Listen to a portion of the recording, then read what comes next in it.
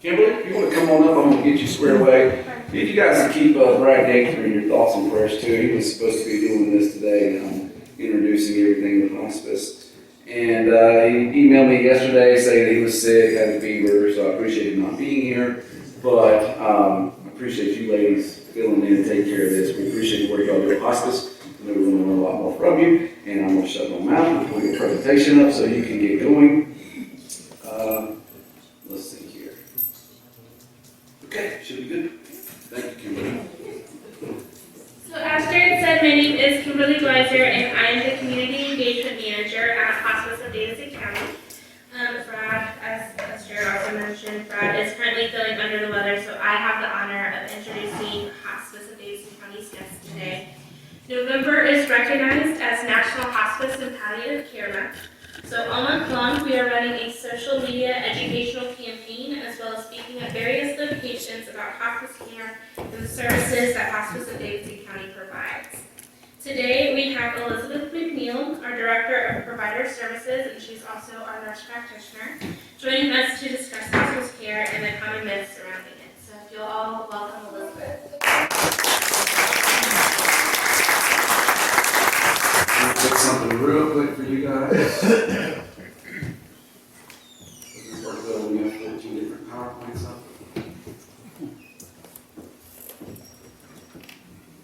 Just killed the applause and excitement as you were coming up. I jumped up here in front of you. No, they won't see you, I promise. Okay, you're good. Thank you. Thank you. Thank you so much for having us here today. As Kimberly said, it's National Hospice and Palliative Care Month, and we are honored to be able to share a little bit with you all today about who we are, what we do as an agency, and some common misconceptions that people have when they hear the word hospice that might deter them from having our services, and we think they're such wonderful services to have for those who need them. So, introvert that I am, you put me in front of a group and say talk about hospice, I could go on all day, so I'm going to try to stick to topic. But if there are any questions that you have, we'll take some time for that at the end.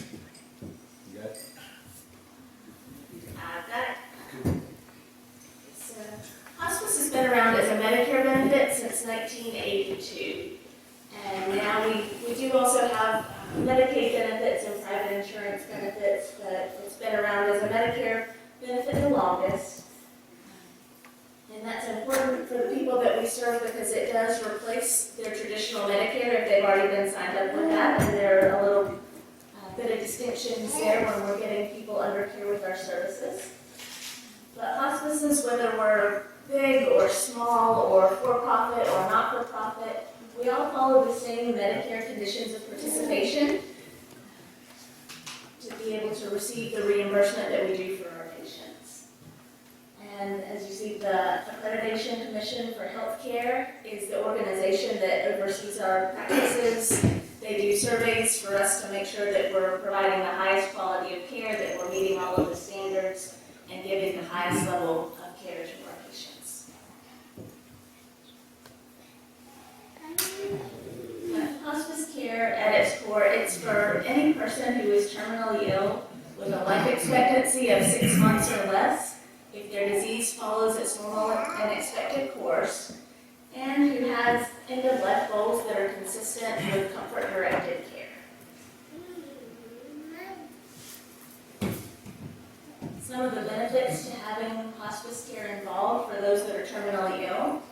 We do the symptom relief that a lot of people associate with us, the medical management, but there's also a lot of coordination of care. We have many more services than just the medical piece. We have social workers and chaplains and volunteers that all work together to assess the needs of every single family, to coordinate about their goals, their priorities, so that we're not just doing the teaching and care surrounding end of life, but we're really finding out those priorities to make the time that they have as meaningful and focused on their family and their goals and meeting those needs, not just for end of life, but to be able to really maximize their quality for all of the time that they have. So So we do provide that practical and physical support, but also emotional support surrounding terminal illness. And we have bereavement services for the families that go on for a year afterwards to make sure that we're not just ending that care at time of death, but we're really supporting the whole family unit. So I want to talk about a couple of misconceptions that people think of when they hear the word hospice. And a lot of people associate that with cancer and a new diagnosis of cancer that might be terminal, or someone who's been under treatment and those treatments has failed and now their physician is recommending hospice care. But that's only about 30% of the patients that we take care of. So even though that is our highest single diagnosis, about 70% of our patients have other medical conditions, and most of those are long-term chronic conditions that are now reaching their end phase.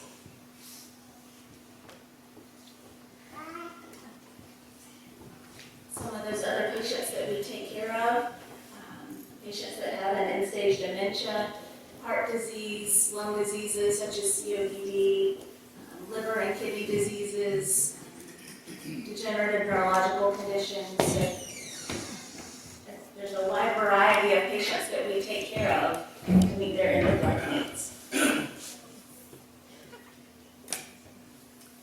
Another association that people think of when they hear the word hospice, it can be very frightening and make them think that they're at end of life right this minute.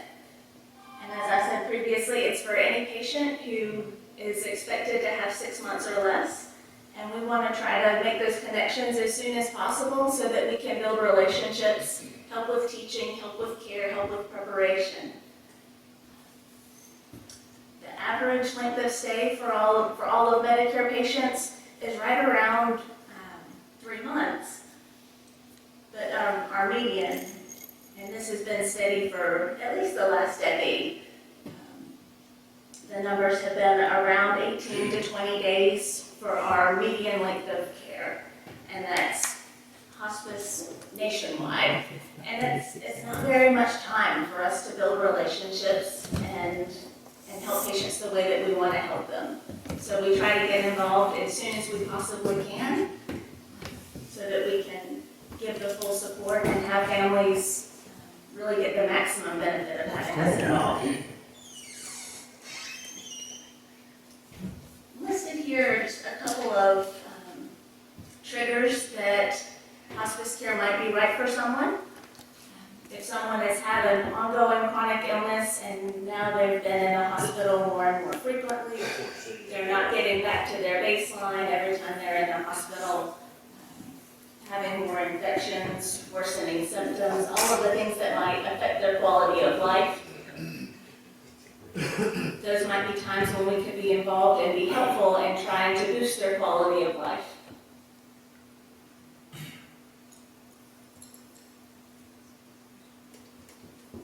This is probably the most important one that I want to touch on. A lot of people, when they hear hospice, they worry that it might shorten someone's length of life. And I really just wanted to speak to you today about what we do and how we do it. There aren't a lot of studies having to do with hospice patients, but there were some pretty important studies. They're older, but still very important in showing that patients that have hospice care at end of life live the same amount of time or even a little bit longer in some situations as people that don't have the benefit of that extra layer of support, the extra symptom management to try to manage them outside of an aggressive setting. And none of the care that we give, the medications that we use, it's all designed to maximize the time that someone has. It doesn't significantly shorten or lengthen, which is something that a lot of people really worry about. Patients and their families, that can be a barrier to them signing up for our services.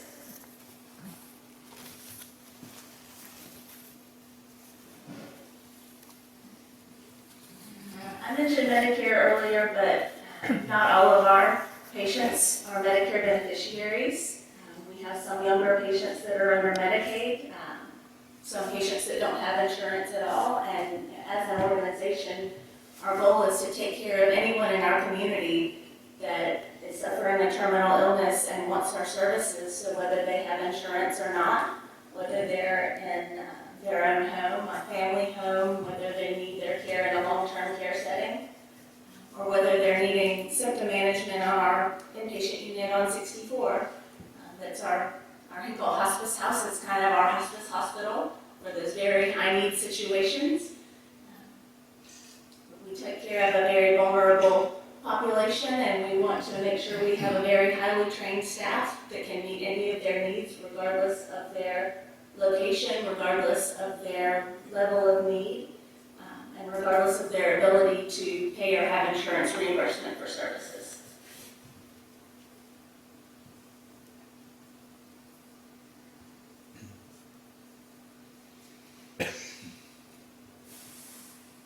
And really the biggest takeaway that I have about hospice is our entire service that we provide is that we provide a specialized team that's interdisciplinary, that aims to meet the goals of families, of caregivers, provide education to the medical community about the signs and symptoms of the dying process so that we can help prepare and care for patients and their families in this very difficult time that they're experiencing. The next couple of slides, Brad added in some numbers for us so that we can share with you all just how big of an impact this makes in our community. So these are our numbers for 2021. We served 823 patients. We had 16,661 in-person and virtual visits to our patients, 2,633 social work visits. We served 151 patients in our Hinkle Hospice House. We had 1,280 volunteer hours contributed from our wonderful volunteers who help us meet our patient needs. And we had 1,190 donors that helped us provide care for our patients to meet the needs that we are able to fully care for through reimbursement.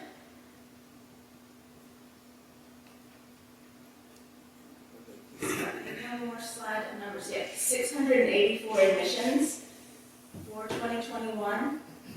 We had 1,122 chaplain visits. We achieved our level 4 We Honor Veterans status through NHPCO. And we had the 7th consecutive year recognized as a Hospice of Honors provider. So we want to thank you for community support that helps us do the work that we do and reach the patients that we've reached.